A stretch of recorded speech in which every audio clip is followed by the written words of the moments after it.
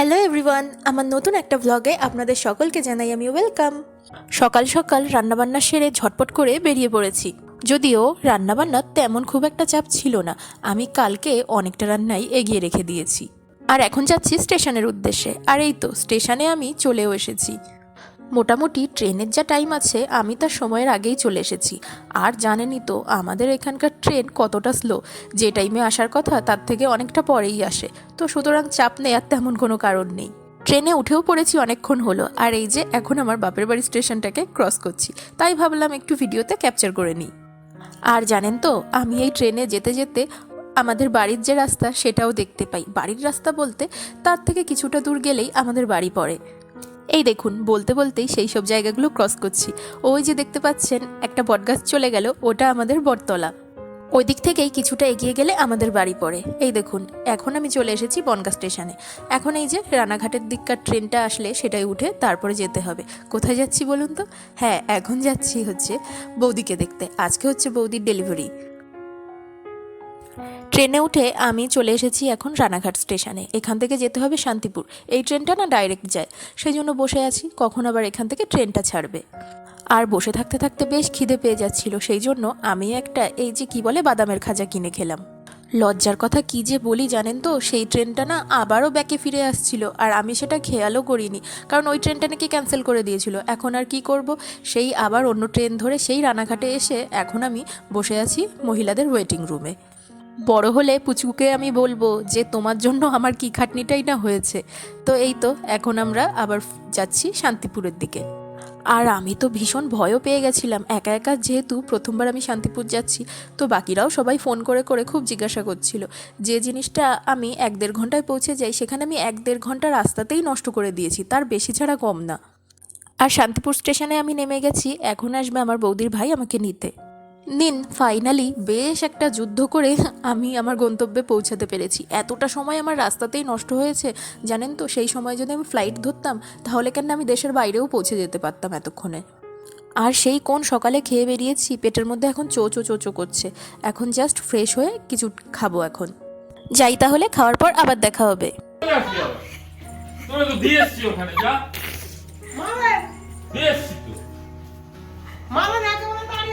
আমি দিয়ে এসছি, চল আয় ওর কাছে যেও না, যেও না, যেও না। এই আয় আয় আয় ও যাচ্ছে না তো।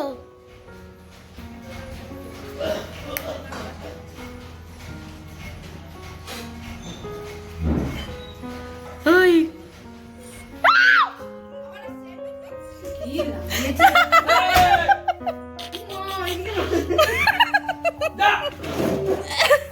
আরে এটা খুলে দেয়, দেখতে চলে যাক।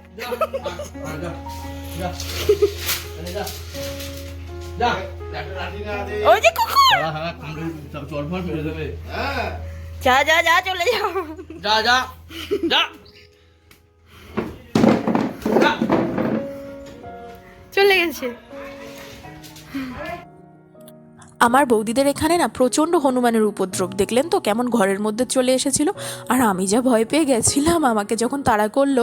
আর এদের জ্বালায় না না একটা ভালো ফুল গাছ লাগাতে পারে, না একটু কিছু রোদে দিতে পারে, না একটা বড়ি, না একটু আচার, কিছুই তারা রোদের মধ্যে দিতে পারে না। তো এখন আমরা বেরিয়ে পড়েছি, নার্সিংহোমের দিকে যাচ্ছি। আর ওই যে সামনে দেখতে পাচ্ছেন আলো, এইটা হলো রাসের মেলার প্রসেশন যাচ্ছে।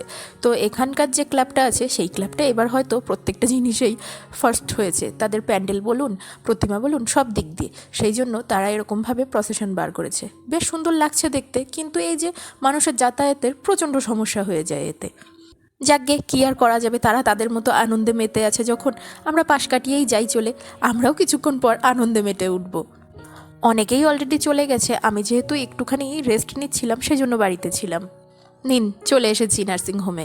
আর এই যে দেখুন সামনে সবাই মিলে আমরা প্রতীক্ষায় বসে আছি, কখন আমাদের টার্ন আসবে, কখন আমরা সেই একটা খুশির খবর শুনতে পারবো।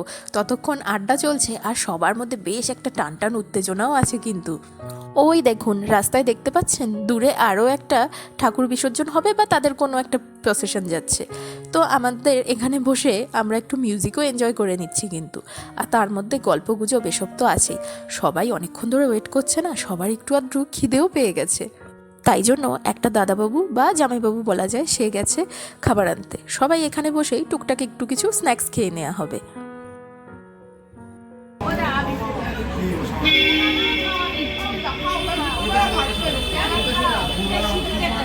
দিয়েছে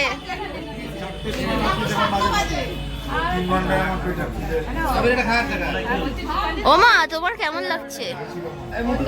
টেনশনে আছে, তোমার কি হবে, নাতি না নাতনি? যা হবে একটা সুস্থ বাচ্চা হলে।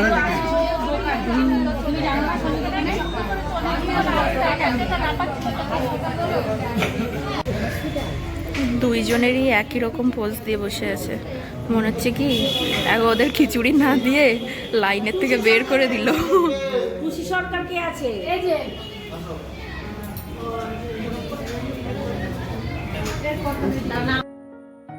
এখানে আমরা ছাড়া আরও আজকে 5টা ফ্যামিলি এসছে, তাদের প্রত্যেকেরই ডেলিভারি আছে।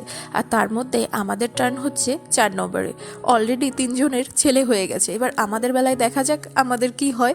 যদিও ডাক্তারবাবু বলেছে কিন্তু প্রত্যেকটাই নাকি আজকে ছেলেই বের করবেন উনি।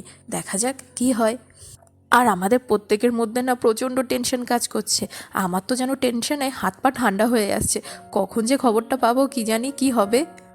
এবার আমাদের টার্ন এসেছে, এখন বৌদিকে ওটিতে নেওয়া হবে।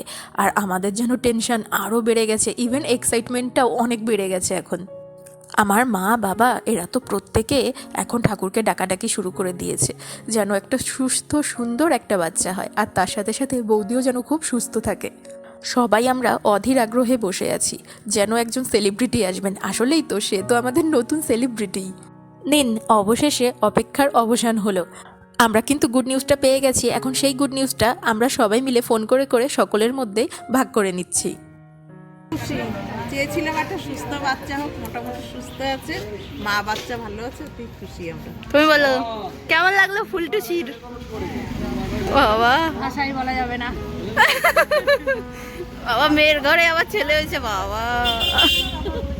তুমি বলো, তুমি কি হয়েছো? মাসি। হ্যাঁ, বড় মাসি, বিরাট খুশি।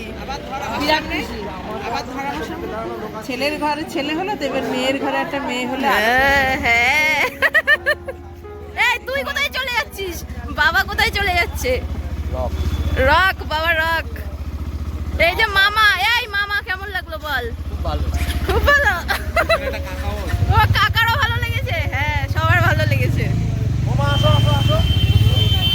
আর আমাদের পদলা কই চলে গেছে? এইটা কি? এটা তো মাসিও হয়েছে আবার কাকিও হয়েছে। মাসি না, দিদা। দিদাও হয়েছে আবার কাকি হয়েছে। তোমার কেমন লাগলো? সবার ভালো লেগেছে, আমারও ভালো লেগেছে। তো শুনতেই তো পেলেন কার কেমন ফিল হচ্ছে। আমারও ভীষণ খুশি হচ্ছে, জানেন তো।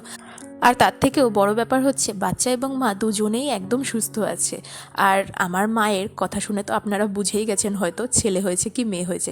সেটা আর আমি আলাদাভাবে বলবো না, আপনারা ভিডিও দেখে সেটা আন্দাজ করে নিন। আর এই যে এখন আমরা বাড়ি যাওয়ার রাস্তা ধরেছি, আর রাস্তার দুধার দিয়ে এই যে রাসের মেলা বসেছে। এখানকার শান্তিপুরে রাসের মেলা বিরাট বিখ্যাত, কিন্তু কখনোই আমার আশা হয়ে ওঠে না। তো যাই হোক, চলুন বাড়ি গিয়ে দেখাবো কি কি আমি নিয়ে এসেছি পুচকুর জন্য।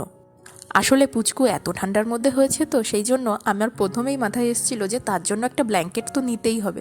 তো আমি এই কিউট দেখে একটা ব্ল্যাঙ্কেট নিয়েছি। দাঁড়ান, আপনাদেরকে সুন্দরভাবে আমি খুলে দেখাই ব্ল্যাঙ্কেটটা। এই দেখুন, কালারটা সুন্দর হয়েছে না বলুন? আর ব্ল্যাঙ্কেটটা না খুব সফট, আমাদের পুচকুর খুব ভালো লাগবে আশা করা যায়। আর ব্ল্যাঙ্কেটের পাশাপাশি একটা টাওয়েলও নিয়ে এসেছি আমি, সেটাও বেশ কিউট। টাওয়েলটা কেনার আগে আমি ভাবছিলাম ছেলে হয় কি মেয়ে হয়, তা সত্ত্বেও আমার যে কালারটা পছন্দ হয়েছে আমি সেটাই নিয়ে নিয়েছি। আর তার সাথে সাথে আমি দুটো জামাও নিয়ে এসেছি শীতে পরার মতো। যাই হোক, তো ভিডিওটা আপনাদের কেমন লাগলো সেটা আমাকে অবশ্যই কমেন্ট করে জানাবেন। আর ভালো লাগলে একটা লাইক, শেয়ার আর সাবস্ক্রাইব করে দেবেন। আর সকলে ভালো থাকবেন, সুস্থ থাকবেন। দেখা হবে আপনাদের সঙ্গে পরের একটা ভিডিওতে। আর পুচকু যেহেতু এখনও ছোট, সেই জন্য ওর মুখটার এখন আমরা দেখালাম। সবে মাত্র ওর আজকে 1 মাস বয়স হলো, তাহলে আপনারা বুঝেই নিন ও কবে হয়েছে। আর আমার দাদা যখন বলবে আমি তখন অবশ্যই ওর একটা ভিডিও করে আপলোড করে দেবো।